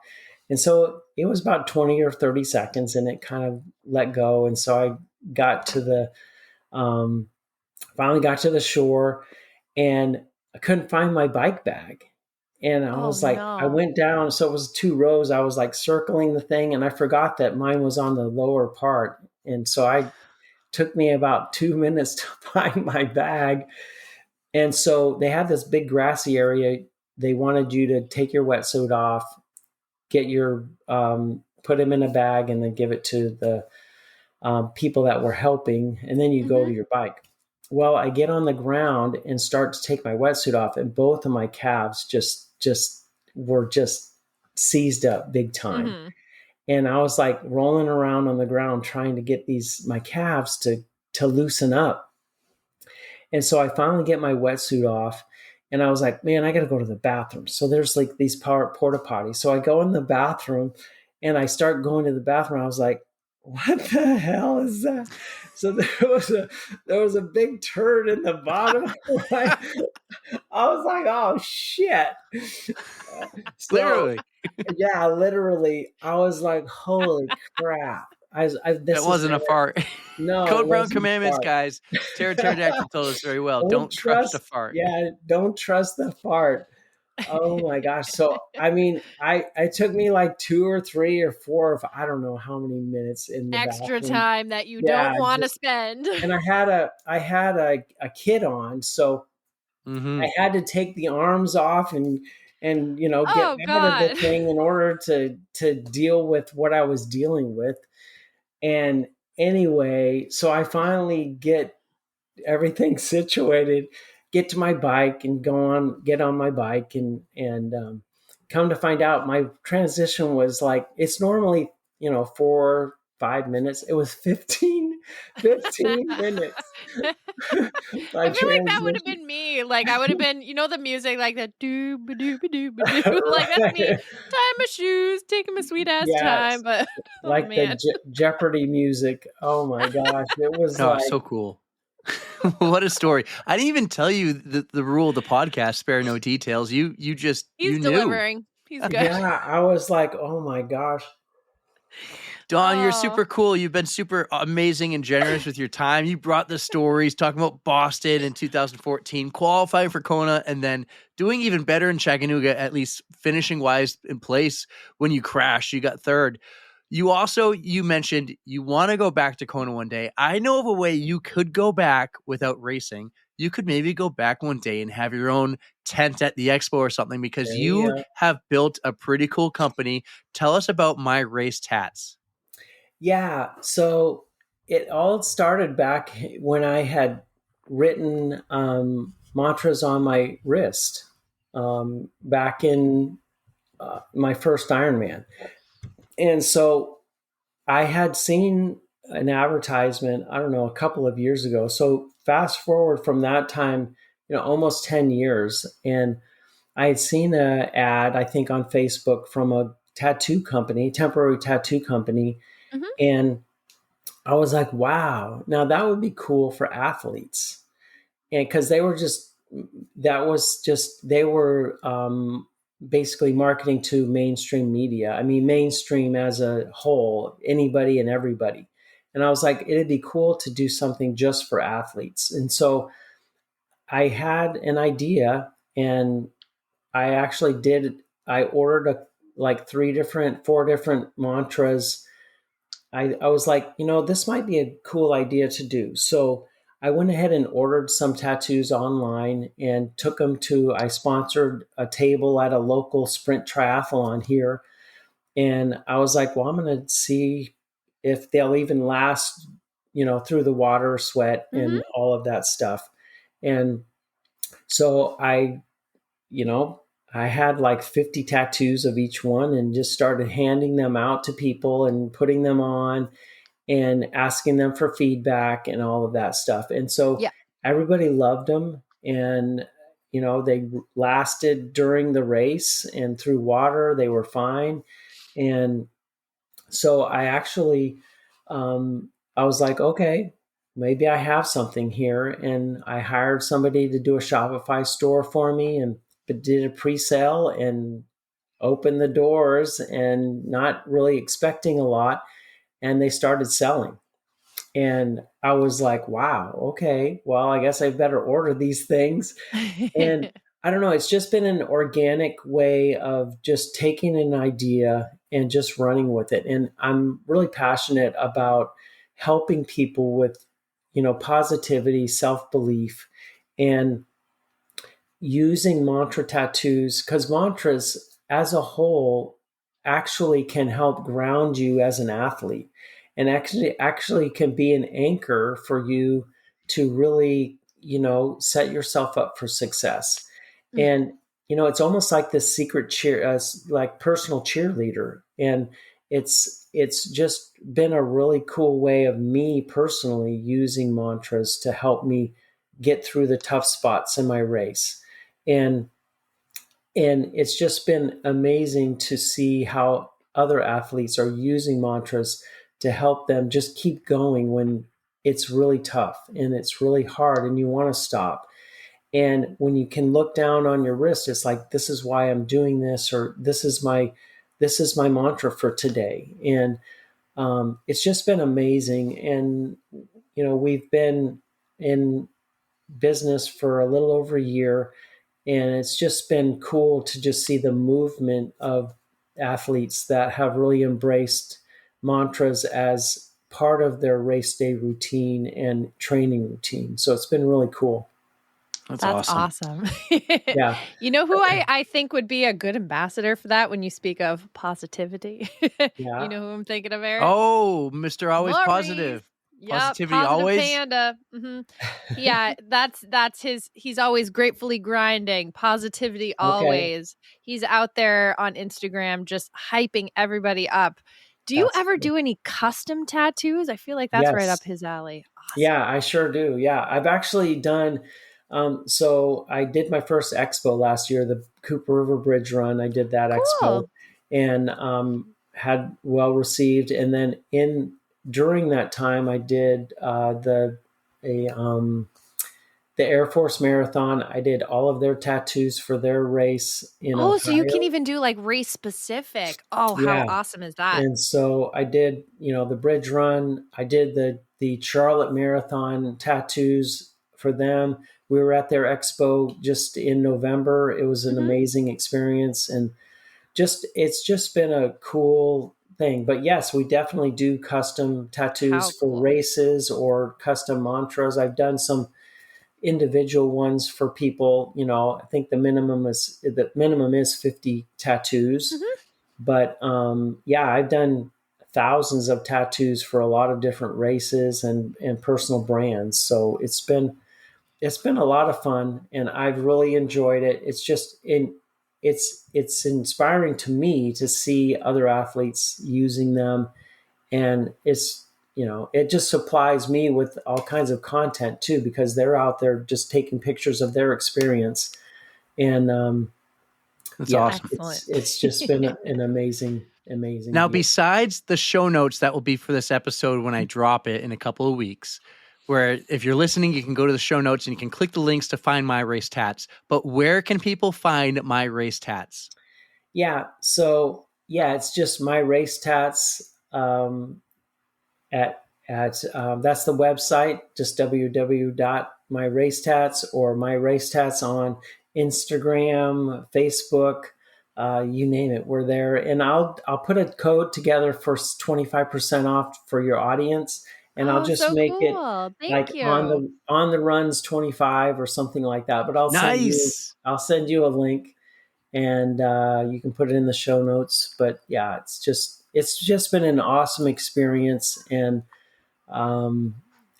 that's our first ever like code like that, Erica, where someone can actually buy something and get a discount. How cool is that? I think I'm actually going to use it myself, because how long do these last for? Because I've got some really long ultras in the summer, and I'm going to need some that say like, the heat's not going to kill you, or I don't know, like just keep moving, those kind of things. Yeah, no, these things last 3 to 4 to 5 days. I mean, depending on where you put them. And a lot of times you have to remove them by either just putting tape on them and then washing them off, or they'll last, especially if you put it in a spot that isn't going to get rubbed or anything like that. But gotcha. So don't put it on your forehead if you have to go to work in a day or two. Understandable. Yeah. The other thing that I'm thinking about doing that I haven't done, I've got my first glitter tattoo coming. So I just did Disney Marathon. See my face light up when you said glitter? Yeah, Disney. So if you're familiar with Disney Marathon, I mean, those things sell out like crazy fast. So I had this idea about a Disney tattoo. So I've got a Disney tattoo in glitter coming this week. And then the other thing for ultras, I've been thinking about doing a glow in the dark one. Oh my God, Don, these are exciting. I'm like, I'm going to buy like a glitter one for the daytime. I'll have like the glow in the dark somewhere where I can see it like as I'm running. This is making me really excited. So those are kind of some ideas that I'm having. And I mean, I could put out a new mantra tattoo every month if I wanted to. It's just, there's so many sayings that are popular and that people use. And just really, it's just been cool to just, help people have that encouraging self-belief and being positive about their race day. I absolutely love this idea, and I'm very happy that you came up with this, because it really is such a nice thing just to look down and be like, I do got this. Yeah. I'm on top of this. This isn't the worst thing in the world. It's hard right now, but just look what I'm moving towards, and it's going to get better. Yeah. Nothing's going to last forever, and you got to just keep going, and you never know what's going to happen, especially just like the races that I've been in, and you just never know. Even that 15-minute transition that I had, I ended up actually qualifying for 70.3 Worlds in Spain. So I'll be going to that this year in November. How amazing. So yeah. John, you're an incredible athlete too. I just have to put that out there. You just keep doing your thing, and you're going to keep succeeding. We wish you all the best. I think that's fantastic. Yeah, thanks. You just never know. You just kind of keep moving forward, and you never know. Yeah, man, this has been great. Thank you so much for doing this. We do have 2 final big questions for you. I'm going to go first. Okay. Dawn, It's 2025. I mentioned earlier our PodFam. And this year, we're going to have this big On the Runs dinner where we're inviting all our guests from 2025 to this imaginary pasta dinner, right? Or like a Christmas party or some sort. Right. All our guests get to bring a +1. They can be anyone you want, alive or dead, big person in the running community, or someone who has nothing to do with running. Who are you going to take as your +1 to our On the Runs pasta dinner? That's a good question. I mean, of course, I'll take my wife. That would be my first choice. But that's a great question. If you could take anyone, live or dead. Wow. We had someone recently choose someone who is 2,025 years old. And if that doesn't make sense, it was Jesus. Yeah. I would probably, it would probably have to be my grandfather. Oh. What's his name? Yeah, his name was Matt. That's awesome. Great choice. Just be able to hang out with him. Now, did you get to hang out with him when you were younger? Yeah, quite a bit. And that's great. Yeah, just he's a special dude. And, he passed away, 20 some years ago. But yeah, I think that would be my +1 for sure. Nice. Well, I think Kathleen will be okay with that too. All right, Don. I actually have 2 questions, so this is going to throw Eric off. But Can we expect My Race Tatts at any upcoming expos? Yes. In fact, I'll be back at the Bridge Run. I'm hoping to be back at the Bridge Run Expo. So you need to come to the Bridge Run 10K. So I got to do it. Yeah, it's in April. So it's a great party. So I'll definitely do that. I would love to go back to the Charlotte Marathon Expo because it was just an amazing experience. They really made it a lot of fun. So it was one of their main sponsors was Dole, and they had a pineapple and a banana running around. It was a lot of fun. It's kind of like the I don't know if you saw some of the Pop-Tart. The Pop-Tart Bowl? Are you talking Pop-Tart Bowl? Yeah, it was kind of that same vibe. It was really cool with the pear or the peach or the banana and the pineapple that were running around. How fun! But yeah, I'm always open for suggestions. I'm in the process of doing a lot of kind of in-kind sponsorships for some races. Oh, awesome. I'm talking to the Grand Rapids Triathlon community. They have a huge race up there in June that I'm working with them on. And so, yeah, it's just a matter of getting the word out. And yeah, I'm open for other expos for sure. Very cool. Well, I'm hoping this will help spread the word a little bit more, especially with our code. We have a code, or we will have a code. So that's very exciting. All right. So my final question. We have an awesome Spotify playlist, and we like to invite our guests to add a song to it. So is there anything that you are grooving to at the moment, something that gets you inspired or pumped up that you would like to add to the list? Make it a good one. No pressure. I'm a big 80s person. Good start. 80s music. I mean, I don't have and a lot of times I'll listen to podcasts just like you guys while I'm running, or I'll listen to an ebook or something like that. But I mean, any 80s music I'll definitely add to the list. So I'm gonna rack my brain. If you don't think of one, I'll pick something epic. But do you have a good one? Yeah, like Living on a Prayer, Bon Jovi. I mean, that would be I don't think we have that yet. No, we don't. Yeah. Yeah. So, and I like the 80s funk stuff too, Oh, I love funk. Yeah. Nice. What was I thinking of? I was going to say, if you didn't think of anything, I was going to put like Take on Me on there or something like that. Is that even 80s? That is. Good one. Good one too. All right. But anyways, Don, perfect vibe for our playlist. That was great. This was great. You're awesome, man. So thankful for Kathleen originally to reach out to us in the email after we had Hillary on. And thanks for your patience. I know this took a little while longer because it was the holidays and everything, but dude, this was great. So excited. Like, you delivered on the stories. You delivered with My Race Tats. Like, this is exciting. Thanks for coming on the pod, man. Yeah, no, I really appreciate you both having me. And it's just been great being on and getting to know you both a little better. So yeah, this was fantastic. The pleasure is totally ours. And for the record, say yes to glitter. Okay.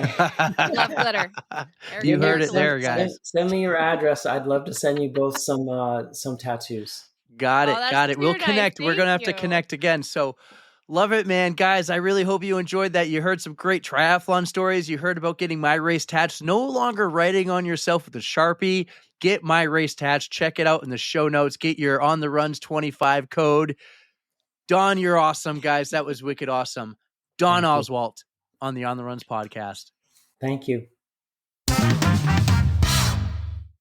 Don, you are absolutely amazing. I cannot believe some of the stuff that you shared with us. Like, I just can't wait to hear more from you. Like, we got to keep in touch. You are part of the PodFam now, and we're so happy to have you. I'm thrilled to have him as part of the PodFam. Finally, we got his episode out. That was a long time coming. I think you're going to see less of that soon. Really banked up episodes in December and January. We actually, potentially later this week, we have an episode dropping with someone we recorded back in December. So hopefully soon we're going to catch up and just the episodes will be 2 weeks old or something. But let's talk about Don for a second in My Race Tats. When we talked to him last, I did not know I was running the New York City Marathon, and now I have like the most epic reason to get some race tats. And you do too for Chicago, and our entire pod fam and everyone listening to the podcast does too, because if you go check out the show notes, go to his website, because Don mentioned it at the very end of his episode, he would hook us up with a coupon or like a discount code. And he did. We have one for all the listeners. So go and check out the show notes, Google My Race Tats, and use the code when you go to checkout On The Runs 25, and you get 25% off race tats. We've talked about this before, PodFam, and the question was brought up: how can we help you grow and expand? This is one of the ways. Support Don and support the people who have supported us and given us the opportunity here. So go get your race tats. Go check it out. It's going to be great. Probably many of you triathletes who are doing a triathlon, that would be awesome. You can do some. He was talking about custom race tats too. So we're going to get them for New York and Chicago, and we hope the rest of you get them throughout this running season. Now as it's open, opening day of running season just happened. I'm glad I asked him how long they last for, because I have that 72-hour race coming up and they last a good 3 to 4 days. So I'm going to get them for my July race, and hopefully I wish I could make it last the whole time. I'll just maybe tattoo it on me for good. Who knows? Yeah, they look awesome. I'm on his website right now. They last a couple of days. You asked that question, I remember, because you were like talking about, all the clothing changes you'll do and the fact that you're running for 72 hours. Yep. And I'm just looking at them right now. I am unstoppable. I can do hard things. You got this. Like, so great. Run the mile you're in. That's definitely an important one, especially when you're doing these mantras to have. Kind of be strong, finish strong. That's awesome. And then you can get the custom ones, like I said. So Dawn was great. The whole connection we had with Hillary was really awesome. How that worked. How the pod fam is working and helping us out there and spreading the good word of the pod. So I hope to bump into Don at one of these race expos that I do, especially if they're all across the country. He mentioned he usually does like the Charleston race. And right. Yeah, especially if Cooper you go River to visit Bridge your run, that's it. Right. Mm-hmm. He's got the Disney collection too. Remember you told him to go with the sparkles? He had sparkles, yes. The more sparkles, the better. So a couple fun things coming up on the pod. Later this week, we think we'll be back on Thursday. We need to talk about March Madness. We need to get this going. You finally got me the bracket that you built with all the songs from our playlist. You finally got it for me. I had sent it to our girls, Tara and Lindsay, and I just never sent it to you. So it's been made for a little bit, but it wasn't in the beautiful Canva with the bells and whistles, let's put it that way. So we'll see if it gets that treatment. It might not. We're running out of time. We just need to do this. See. It's pretty creative though, because you broke up the brackets like EDM, rock and roll. What were the other two you did? Pop and then wild card, because there were some songs that we couldn't just classify in those other groups, so they were just kind of like, yeah, these are all the extras. And there are just some absolute bangers on that list. It's gonna be tough, and this is like anything goes. Anything could possibly win this. It's all based on the votes, right?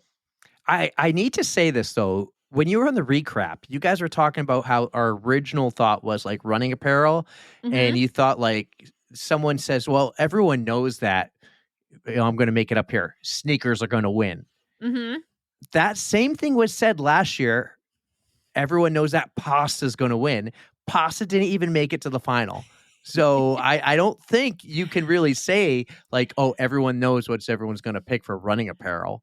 We just were having such a hard time thinking of stuff to go in those categories. Like, how would a pair of shoes beat a water bottle? Like, I don't know. They're just... Well, that's why you do a 32-team bracket, just to have some fun. Maybe, and see who wants the water bottle. Maybe some people like to run barefoot, like that girl who did at Eastern States the other day. Crazy, right? Awesome. Crazy. All right. Absolutely if we're wild. going to do that next, we'll do it next year, and we'll start doing it in like November. So we can have lots of we time said to we were think going to about do it. that this year too. Yeah, that happened really well. But hey, well, we are more prepared for it next time. I have a different thought for next time. It was the same thought I had for this time, but it involves probably months of preparation, hopefully getting a sponsor and all that. I'm actually going to start reaching out to some companies, not for the pod, but for my fundraising, because we're going to have, I just had a New York City fundraising meeting before we started recording. And not only is there going to be yoga like every second Monday of the month, right? And there'll be yoga nights in Londonderry. We'll go to some of those. There's going to be a cocktail charcuterie night. That's coming in May. I'm going to tell you. You had me at charcuterie. Yeah, I'm going to tell you all about that coming up. That's going to be in May. We're going to have this epic party. Keep your calendars clear. For August 2nd, I will get a babysitter. It's going to be at the backyard. No. Where are you going to be? Me, Rachel, and Allie G are going to be running an ultra in New Jersey. I'm so disappointed in you. Hey, I booked this before I knew, man. I would totally have kept it. I know, open. and I was there for the whole. You're going to get Allie G to run, and that's in the show notes that you got her to do an ultra with you. Weeks, I know, and now that's on my fundraising night. No, it's on my fundraising night. No. Well, the rest of the pod fam can come out and support me on my fundraising night. Yes, they can. Yes, they can. Especially get Tara to go to that so she doesn't feel bad about not wanting to run an ultra. There you go. Or she does want to run it, but she doesn't know if she wants to run it. Tara, come to my fundraising night, August 2nd. It's a Saturday at the backyard. It's called the backyard, right? So I'm not running any of this. I'm part of it. We're a team, and we're fundraising as a team. Let me tell you, Jennifer Olette is like fundraiser extraordinaire. She's reached out to over 200 companies already. It's insane. Wow. And it's also like, holy cow, like she is the expert. She should be the on the runs fundraising SEM. Right, SEM's the right term, I think. I have no idea what that stands That's for. a thing they use at work, SEM, like specialist, basically. Special events manager. Yeah. Yeah. So, I don't know. So Jennifer is doing an amazing job, and we're working on getting like some epic raffles and stuff for that. I'm going to reach out to our friends at Relay. Maybe Don from My Race Tatts can donate some gift certificates for that too. Oh, how awesome. Yeah, so I'm working on that. Maybe Erica will donate, a gift certificate to go running with her on her favorite running spots. So we'll do that. Oh my God. If people wanted that, I absolutely would do that. Why not? Let's do it. Like, let's have people pay for raffle tickets and put it in a little raffle cup to hopefully win the chance to run with you. No, if we're going to do that, it's got to be a package deal. Me and you go run with somebody. Hey, speaking of running, pretty soon we're going to try something epic. We're in the works with some others to do. We were asked to go on someone else's podcast, but these people run during their podcast. Every episode, they are running with people. They've never done it virtually. They are thousands of miles away, maybe hundreds of miles away, and they want us to do an episode with them, and it will be their first virtual running podcast. We have a few months until we do it because we need to buy some stuff, prepare, probably test things out, but that's going to be kind of fun. I think that is going to be so much fun. I am 100% in. Even if it doesn't work, I'm willing to try. That is just such a cool idea. I mean, that is kind of what we wanted to do when we were thinking about starting this podcast. So why not? Yeah. Yeah. We thought like, oh, we could have like cameras in front of us or something, or like someone on a bike recording us. Can you imagine running with like this giant rig with like the camera pointing at you? I know. No. I'm glad. Think of all the glad looks it we'll evolved get on into the rail something trail. else. Oh man. It's funny. Sometimes I will see people like riding bikes, or there's one guy with this like motorized, it's like a skateboard, but with one giant wheel in the middle. Like, what do you even call those? I've seen those. This Casey guy has Neistat like a used to GoPro. rock those around New York City. Okay. But yeah, this guy would have a GoPro on the top of his head and he just like, it just looks funny. Well, you don't see that normally more see and more that. and more often. It's almost like expected sometimes, but I think Not it's in going my to be a neck lot of of the fun. woods. It's going to be a lot of fun. Oh, I'll yeah. be very interested to see how it comes out. And Absolutely. like you said, if it doesn't work, who cares? We'll do it again. Dude. We'll Dude. work on perfecting it with them. We'll see how our little mics pick up the noise from my snot rockets. That ought to be primo. It's going to be interesting. We got a lot of research to do for that one. Definitely. Yeah, we got a lot of cool, fun things coming up too. Like I said, so that's coming up. We have March Madness, Boston Weeks in a couple of weeks, and then So excited. it is St. Patty's Day. I'm curious, what do you think of Stooley today? Oh, I laughed. So hard. You are very creative, my friend. I did get a good chuckle.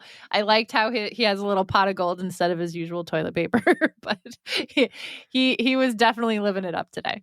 Yeah. Did you notice the little leprechaun drinking a beer on the bottom of the pitcher sitting on the lily pads? You know what? I don't think I did. I think I just like glanced at it real quick. I gotta look this up. But what do they call those in Disney movies? They're called like there's a word for it. It's not a cameo, is it? No, it's like a sneaky something. A sneaky Easter an Easter egg. Easter egg. It's an Easter egg. Okay. Yep. Yeah, it's an Easter egg. But yeah, lots of cool things. Guess what I did this weekend? I was just going to ask you that because I don't want to get too far off topic, but you can't go without telling me about how much fun, or should I say fun? Was it even fun? You hung out with Justin Spencer. It was a blast, and I felt it all day. Sorry. I used to do a ton of CrossFit style workouts. Like I thought you were just going for a run, dude. And then you're like, he kicked my ass. I'm like, what happened? I knew it was a workout. I knew it was going to, because I follow. So Justin invited me to his place to go work out, and I've super seen bummed pictures. I couldn't make it. I would have. Well, I think you should be thankful. Yeah, I think so. At least right now, I am not at the point where I can't even do like a real push-up yet. Well, I did. But I did the workout, and I did it prescribed, and I did 90 burpees. Originally, it was supposed to be 125. Gross. It was awesome, but I am feeling it. My good. shoulders are so sore right now. I'm not going to go through the whole entire workout, but in between everything, you did burpees, you did rowing, you did air squats, you did this thing called the ski. In between everyone, you would run 0.6 miles. So you ended up running a total of 3 miles. Oh. I forgot at the very end, you finished with the run. So when I finished the final workout, I thought we were done. And it's a partner workout. So Justin was my partner. And there's a dozen people there, right? And he's really competitive. And he leaves. And I'm like, fuck, I didn't even get like a fist bump to say, great job, man. So I grab my water. I take a swig of water. I actually stopped my watch. I walked outside where everyone's doing the air squats. I sit down on the step, and Ryan goes, hey, dude, you still got to run. I'm like, what? Oh, my God. No. So I start running, and around the corner, there's Justin goes, where are you? What are you doing? So you guys were literally you were doing the run at the same time. You're doing like the air squats at the same time. You guys are partnered together the whole time. Right. So we would run 0.6 miles. It was a loop. Yep. So it was 0.6 miles. Then we'd go in and we would do burpees. So it was 15, 20, 25, 30. I would do 15. Justin would do 15. Then we'd go 20, 20, 30, 30, Yeah. Then you would run another 0.6 miles. Then you'd go to the rower. And you could do it in any order. So we went burpees because those were our weakest, or my weakest. Mm-hmm. Burpees, rowing, air squats, ski machine, which is like a rower on a wall. And you pull it down. No, you pull it down. It's all lats and triceps. Let me tell you. Oh, my arms I are get it. sore. Yeah, damn, dude. I'm sore. I am okay with missing this workout. Yeah, I think you're going to be okay with missing everyone. I'm going back though. Give it a I got shot. invited back, so. Oh, good. Okay, so you didn't make it like you were an embarrassment or anything like that. I thought at one point I might throw up. Yeah. Really? Oh God. Yeah, I thought I was, at one point I was like, oh, I might yak right here on the rower. Don't do it. Don't do it. Don't do it. So it was pretty cool. Thank you for the invite, Justin. That was awesome. Definitely proud of you for actually getting out there and going and hanging out with Justin and getting it done. That's awesome. Well, I want to do more of those kind of workouts. I've been wanting to. And Jay, our friend Jay Parent, still CrossFits. And I'm thinking like how I would have to do the 6 a.m. workouts and join his gym. And how do I make it happen? And I figure I can't. I just can't justify the cost of going to a CrossFit gym and not being able to go consistently and getting the value of it with just the hectic, crazy lifestyle we have here. So I haven't committed and pulled the trigger on that, but that's the kind of workouts I like. You're getting the best of everything. Running, cardio, strength. It was great. I was so happy I was able to make it because a lot of the times he's invited me to go running and before and stuff, and I've never been able to jump on the opportunity. This time I was. So I think I'll make more happen. I think I'll make it happen more. His place was sick. How about next time you talk to him, you get him back on the podcast? We still haven't talked to him. Yeah, we haven't even talked about that, which is funny. I was going to ask him if he could do it tonight, knowing that you had your massage and thinking, it would be a quick half an hour one. But I'm glad we didn't because we can't figure out this thing. 153 episodes. We don't know how to podcast. We don't know. By the way, holy shit, 153 episodes. I'm at the point where I officially will have no idea what number we're at from this point forward, unless it's like an even number, like 200 or something. If I look right now, I'm just going to go to our website here. Our website. We need to have a website. Guys, if anyone knows how to build a website and wants to take that task on, like absolutely go for it. But I'm going to go to our Buzzsprout, right? And I can tell you because yes, it's 153 episodes, but really... But not including all the bonus stuff we've been doing. I think we're about to break 200, or we already did. Let me tell you right now. Oh, shit. We are at 196. Oh, dang. So 4 more drops. I you know what? The recrap might get it. The recrap might get number 200. No way. Because Thursday would be 97. Next Monday next Tuesday would be 98. The first episode of Boston Weeks will be official number 200. Drop 200. Yay! So we had it last year. So screw you, recrap. You're not getting number 200. Oh boy. So last year with Catherine, we got number 100. Well, that was just episode number 100. So we don't know. But hey, it's still really cool. I'm very happy. Pretty epic. This is nice. Yeah, got some cool stats here. Some cool stats. Pretty amazing what we've accomplished considering podcasting tonight. Everyone, if someone was here in the room with us, they would say, wow, you guys suck. Hey, there are days when we're on, and then there's days like today when we're not. Yeah. Editing is a beautiful tool. So, hey guys, thank you so much for the support. Listen, remember, in the show notes, you can find the links for Don and My Race Tatts. You can find the links for Team Force, who I am running for the New York City Marathon. You can find the links for Erica's charity as she's running Chicago this fall too. Follow us on all the platforms like Spotify and YouTube. If you're on Apple Podcasts or anywhere, give us a rating, leave a comment. We love your support. Help us grow this thing. Use that coupon code OnTheRuns25 for My Race Tatts.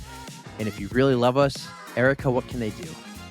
They can join our Patreon and be like Ron Kuzbar and donate whatever they want.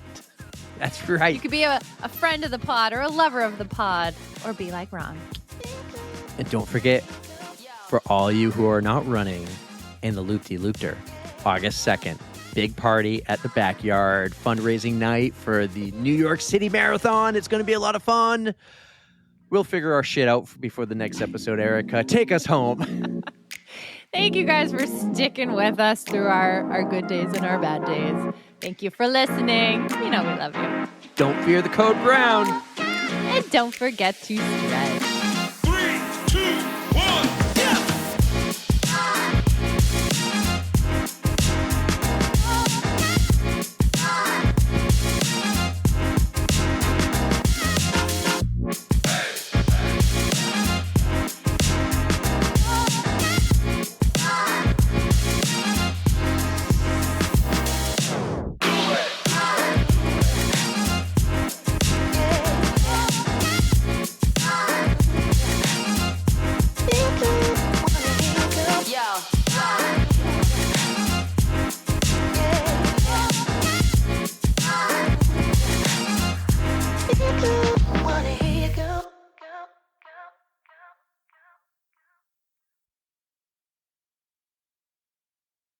I got to pull up the pictures.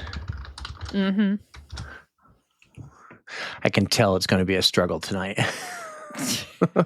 I'm just like, I don't want to just do one giant run-on sentence. I want you to like, so who did you see? And I'll be like, oh, okay.